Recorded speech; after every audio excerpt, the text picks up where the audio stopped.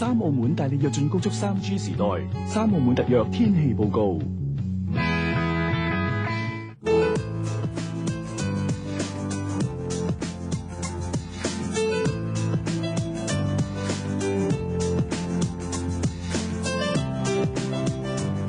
Hello， 我係 Lydia， 歡迎收睇由三澳門特約嘅天氣報告。而家就睇我同大家講下今日8月24號天氣先啦。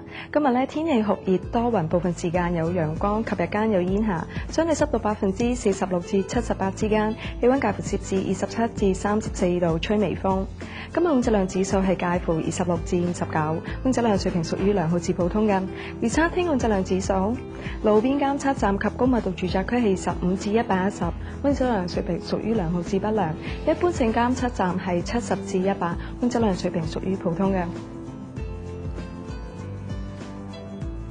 報話天日大致多雲，間中有驟雨及有時帶雷暴嘅。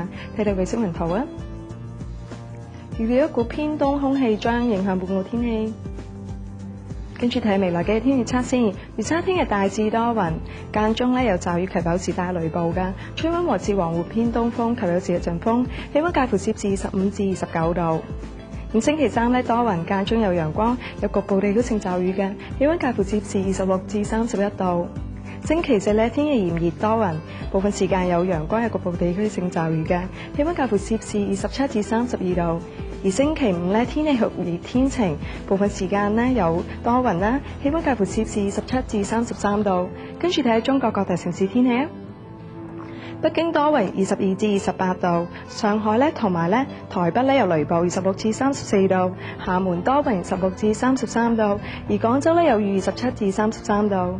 而在亞洲各大城市方面，東京多雲24至31度，首爾天晴21至30度，馬尼拉同埋曼谷同埋新加坡都有雷暴24至31度，雅加達多雲24至32度。跟住再睇下歐美各大城市天氣。